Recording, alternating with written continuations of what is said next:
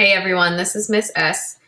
I am going to talk about how to help students with sharing a document to a shared folder that I, as a teacher, have created.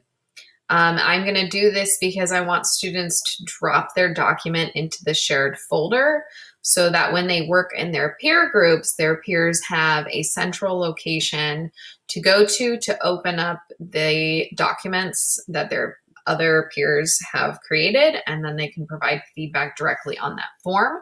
And I'm working with this document where I have a feedback form on there. I want them to write their essay up at top. And then they're going to go ahead and fill in the feedback in groups. And I want their peers to directly write onto this document. So we need it to be shared. So I'm going to give you two views here. This down here is me kind of as a student. This is me kind of imitating what a student would be dealing with.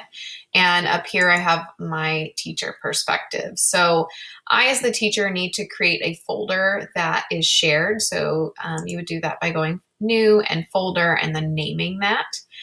You want to make sure that your shared folder is shared or your folder is shared, because if you don't create those settings, then you can have a bit of a problem with that. Okay, and then I'm going to go ahead and open up my folder here, and I have this shared folder that I'm dropping information into, and I want to make it so that anyone with a link can edit.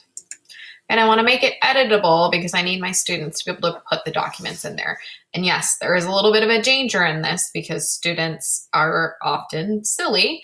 So you have to kind of know your group of students, and you also want to think about making sure that they're signed into their school account, so that way they are accountable by their name and they're not using some random like cooldude@gmail.com type of email that you can't track.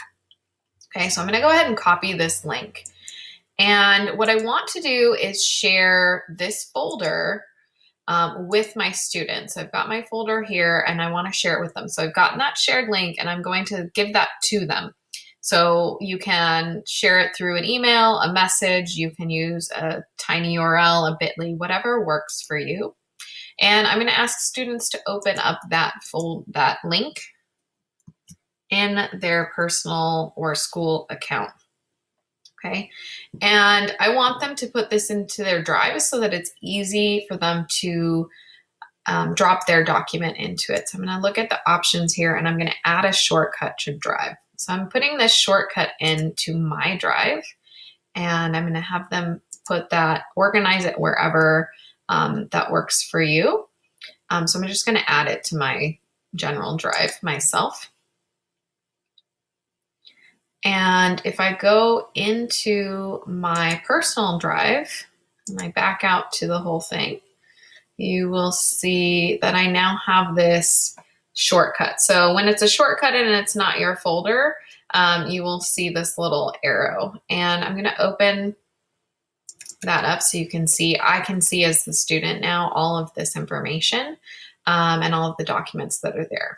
So now I want to go into my Drive and find my document that I want to share. So I'm going to go into my Woodridge folder and I have this John Smith text peer review. So let's say I'm John Smith today.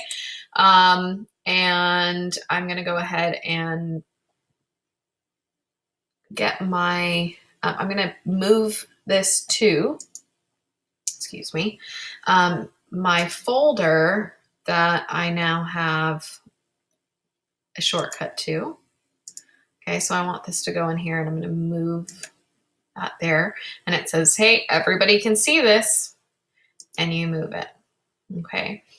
Once you've moved it, you'll see that in this document, I now have John Smith listed. Okay, now John Smith in his document also needs to make sure that he changes the sharing settings.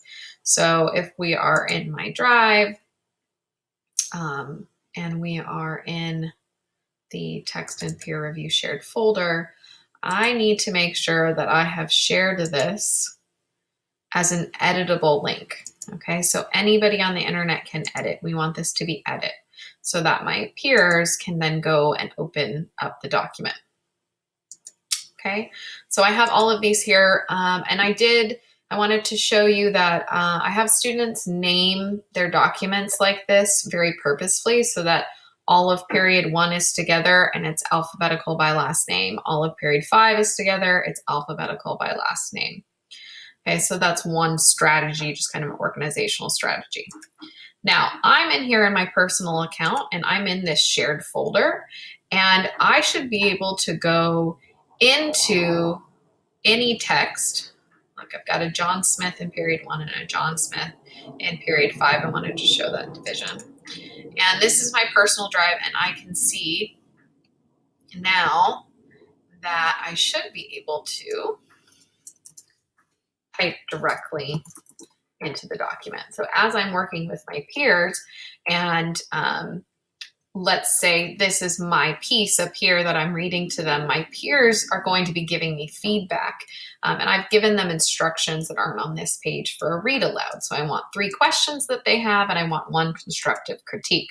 So all of the peers are going to be on my document while I'm reading to them, and they can then add their feedback directly on the page.